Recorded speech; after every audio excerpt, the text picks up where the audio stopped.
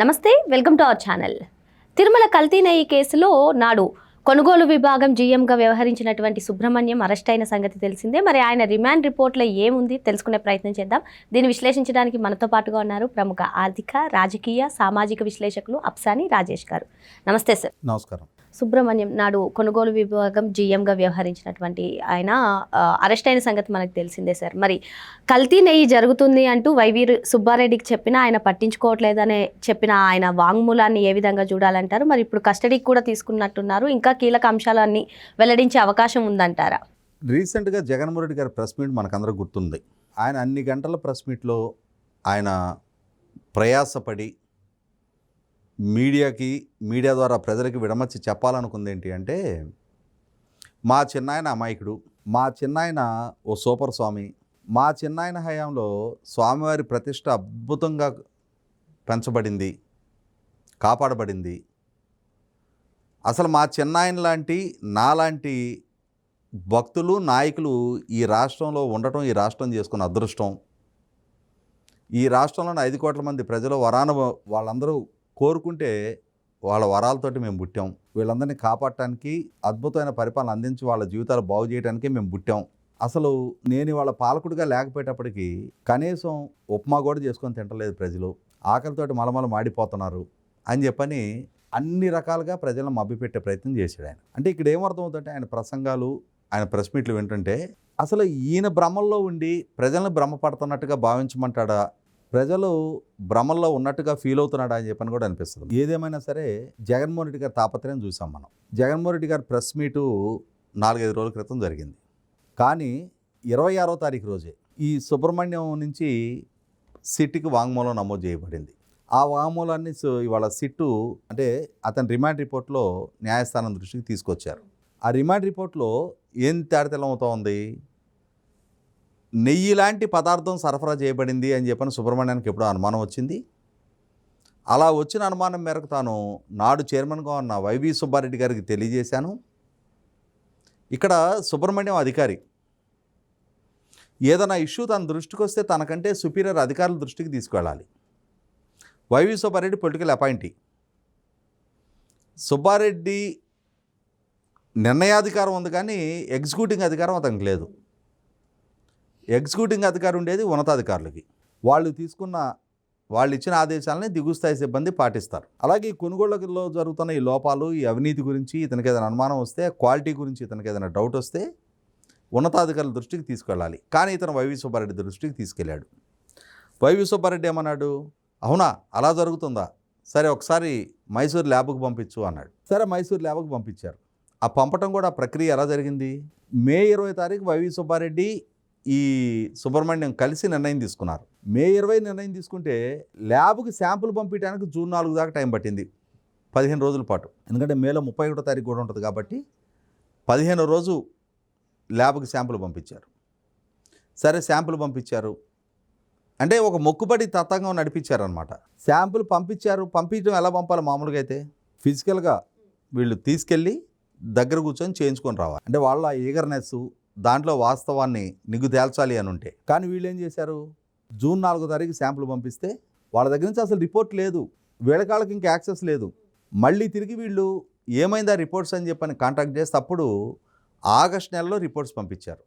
ఆ రిపోర్ట్స్ని అనలైజ్ చేయమని చెప్పని ఈయన ఒక నిపుణుడు సురేంద్రనాథ్ అనే అతనికి ఇచ్చాడు. ఆ సురేంద్రనాథ్ ఈ రిపోర్ట్స్ని అనలైజ్ చేసిన తర్వాత అతనికి నిర్ధారణ అయింది. ఎందుకంటే ఇప్పుడు ల్యాబ్ రిపోర్ట్స్ అనగానే కొంచెం, ఇప్పుడు సపోజ్ మనం ఒక బ్లడ్ టెస్ట్కి రిపోర్ట్కి ఇస్తేనే అందులో ఉండే టెర్మినాలజీ మనకు అర్థం కావు. ఆ పారామెడికల్ చదివిన వాళ్ళు, లేదంటే మెడిసిన్ చదివిన వాళ్ళు, నర్సింగ్ సిబ్బంది వాళ్ళకే తెలుస్తాయి. మన శరీరానికి సంబంధించిన మన ఇంటర్నల్ ఇష్యూస్ కూడా మనకు తెలియవు, అన్నీ కూడా ఆ టెర్మినాలజీ మనకు అర్థం కాదు. అలాగే ఇవాళ ఈ ల్యాబ్కి సంబంధించి వీళ్ళకి వచ్చిన రిపోర్ట్ కూడా బహుశా వీళ్ళకి అర్థం కాలేదనుకుందాం. ఆ సురేంద్రనాథ్ని అప్రోచ్ చేయాలనుకుందాం. సురేంద్రనాథ్ ఆ రిపోర్ట్ చూసిన తర్వాత అతను క్లియర్గా చెప్పాడు, ఇది కంటామినేటెడ్, ఇది అసలు నెయ్యే కాదు, నెయ్యి లాంటి పదార్థం, కృత్రిమంగా తయారు చేయబడ్డ పదార్థం. అతను వీళ్ళు ఏం చేయాలి మామూలుగా, అప్పుడు వీళ్ళ దృష్టికి వచ్చింది, ఇమ్మీడియట్గా స్పందించి యుద్ధ ప్రాతిపదిక మీద ఆ సప్లయర్స్ మొత్తాన్ని పిలిపించి వార్నింగ్లు ఇచ్చి వాళ్ళ సప్లైలు ఆపేసి ప్రత్యామ్నాయ ఏర్పాట్లు ఏమున్నాయనే చూడాలి. లేదంటే ఒక 4 రోజుల పాటు ప్రత్యామ్నాయ ఏర్పాట్లు చేసుకున్న తర్వాత అప్పుడైనా వీళ్ళని క్యాన్సిల్ చేపియాలి, వీళ్ళ మీద కేసులు నమోదు చేపియాలి. అలా చేసుంటే వీళ్ళ చిత్తశుద్ధి, వీళ్ళ అంకిత భావం మనకు కూడా అనుమానాస్పదం కనిపించేది కాదు. అవేం చేయలే. ఇతని దృష్టికి వచ్చిన సమాచారాన్ని వైవి సుబ్బారెడ్డితో షేర్ చేసుకున్నాడు. వైవి సుబ్బారెడ్డి చైర్మన్ కదా అతని దృష్టికి వచ్చింది కదా సమాచారం, ఇతని దృష్టికి కూడా వచ్చింది కదా.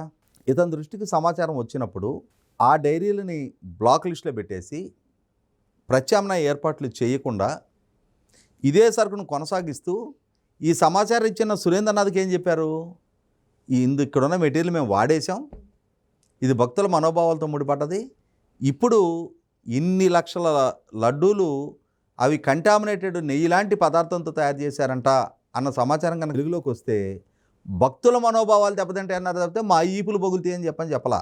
అసలు బాధ్యులు వీళ్ళు. అక్కడ వీళ్ళ ఆధ్వర్యంలో కల్తీ జరిగింది, కల్తీని ప్రోత్సహించారు వీళ్ళు, కల్తీ కొనుగోలుదారుని వీళ్ళు పెంచి పోషించారు. ఖచ్చితంగా చట్టపరంగానూ కాన్సిక్వెన్సెస్ ఎదుర్కోవాలి, అవసరమైతే భక్తులు కూడా 4 బీకుతారు. అటువంటి పరిస్థితుల్లో వీళ్ళు ఆ సురేంద్రనాథ్ని నిజాలు బయట పెట్టొద్దని చెప్పారంట.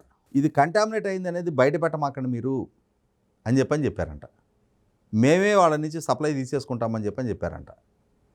కానీ 2024లో ప్రభుత్వం మారే వరకు, ప్రభుత్వం మారిన తర్వాత కూడా అవే సంస్థలు సప్లైలు కొనసాగిస్తూ వచ్చినాయి.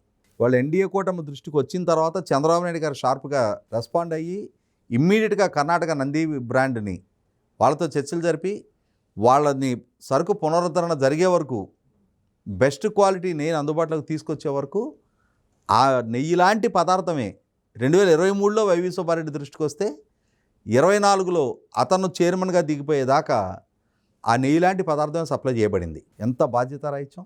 ఇవాళ శ్రీవారిని పేదవాడి గడప చెంతకు తీసుకెళ్ళాలి అని చెప్పని ఇవాళ దళిత వాడల్లో కూడా ఆలయాల నిర్మాణం చేయాలి అంటున్నారు. సామాన్యుడిని శ్రీవారి చెంతకు చేయాలని చెప్పిన ప్రయత్నం చేస్తూ ఉన్నారు. కానీ అదే శ్రీవారి దగ్గరికి భక్తిభావంతో దర్శనం కోసం వచ్చి ఆ దర్శనానంతరం ప్రసాద రూపంలో తీసుకునే ఈ వస్తువు లడ్డు అనే పదార్థం కల్తీ నెయ్యి లాంటి పదార్థంతో తయారు చేయబడింది. కోట్లాది మంది 5 సంవత్సరాల పాటు 68 లక్షల కిలోలు అంటే 6,800 టన్నులు 340 ట్యాంకర్లు ఆ నెయ్యి లాంటి పదార్థంతో తయారు చేయబడ్డ లడ్డూల్ని ప్రసాద రూపంలో సేకరించారు అన్న మాట విని రాష్ట్రం మొత్తం ఆవేదనకు గురైంది. ఇవాళ జగన్మోహన్ రెడ్డి గారు మాత్రం మా వాళ్ళకి ఏ పాపం తెలీదు, మన శ్రీవారి ప్రతిష్ట మనమే మంట కలుపుకుంటామా, మన వెంకటేశ్వర స్వామి ప్రతిష్ట మనమే మంట కలుపుకుంటామా అంటే తప్పు చేసిన వాళ్ళని ఎక్స్క్యూజ్ చేసి వాళ్ళ గురించి సమాచారం వెలుగులోకి రానివ్వకుండా ప్రభుత్వం కవరప్ చేయాలని అతను కోరుకుంటా ఉన్నాడు. ఈ తప్పు జరిగింది, ఈ తప్పుని మేము చక్కదిద్దుతున్నాం, ఆలయ ప్రాంగణం ప్రతిష్ట మంట కలిసింది అని చెప్పని ప్రభుత్వం చెప్తుంటే వీళ్ళకి ఎక్కడ లేని నొప్పిగా ఉంది. ఇటువంటి పరిస్థితుల్లో అక్కడ జరిగిన ప్రతి అవినీతి, ప్రతి అక్రమం, ప్రతి కల్తీ వాళ్ళ శ్రీవారి ఆశీస్సులతోటే శ్రీవారి ద్వారానే వెలుగులోకి వచ్చినట్టయింది.